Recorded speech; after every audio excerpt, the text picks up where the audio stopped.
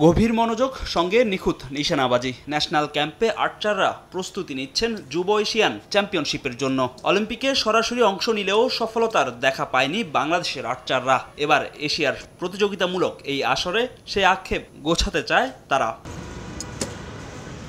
২৭ September থেকে Chinese তাইপেতে বসতে যাচ্ছে এশিয়ার যুব তীরন্দাজদের জন্য সবচেয়ে বড় এই আসর, যেখানে থাকবে কোরিয়া, ভারতের মতো দলও। তবে প্রতিপক্ষ নিয়ে না ভেবে অনুশীলনে মনোযোগী বাংলাদেশের আর্চাররা প্রতিযোগিতায় উজাড় করে দিতে চায় নিজেদের সর্বোচ্চটা। প্রস্তুতিতে ঘাটতি না থাকায় এই আসরে পদক জয়ের সম্ভাবনা দেখছেন কোচও।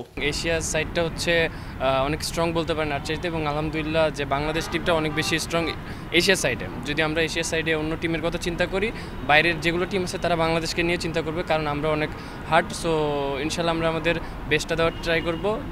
ইনশাল্লাহ আমাদের জন্য দোয়া করবেন যেন আমরা মেডেল নিয়ে আসতে পারি। নিজের সর্বোচ্চটা দিয়েই চেষ্টা করব যাতে ভালো কিছু হয়।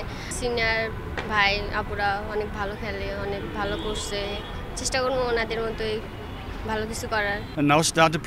বিশ্বসেরাদের সঙ্গে প্রতিযোগিতা করতে হবে। আমার দলটা ছোট হলেও আমরা যথেষ্ট শক্তিশালী। ছেলেমেয়েরা কঠোর পরিশ্রম করছে। আমাদের অনুশীলন ক্যাম্প চালু ছিল, তাই প্রস্তুতিতে ঘাটতি নেই। এই আসরে পদকের আশা করতেই পারি। আর্চারদের উৎসাহ দিতে চলমান এই ক্যাম্পের খোঁজ খবর নিতে টঙ্গী আহসানুল্লাহ মাস্টার স্টেডিয়ামে আর্চারি ফেডারেশনের কর্মকর্তারা। এশিয়ান যুব আর্চারি চ্যাম্পিয়নশিপের জন্য নানা প্রতিকূলতার পরও ক্যাম্প চালু রেখেছে ফেডারেশন। ধারাবাহিকতা না থাকলে কিন্তু আমরা অলিম্পিক স্বপ্ন দেখতে পারবো না। আমাদেরকে পদকের দোরগোড়ায় পৌঁছাতে গেলে আমাদেরকে নিয়মিত বিভিন্ন টুর্নামেন্টে খেলতে হবে, যেটা ইন্ডিয়া করে।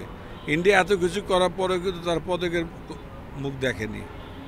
আমরা ইনশাল্লাহ দেখতে পাবো, আমাদের সে মেধা এবং স্পৃহা আছে খেলোয়াড়দের। এশিয়ার ৩৫ দেশের অংশগ্রহণে এই প্রতিযোগিতার স্বর্ণ পদক জিতলে ৩ লাখ টাকা পুরস্কারের ঘোষণা দিয়েছে ফেডারেশন।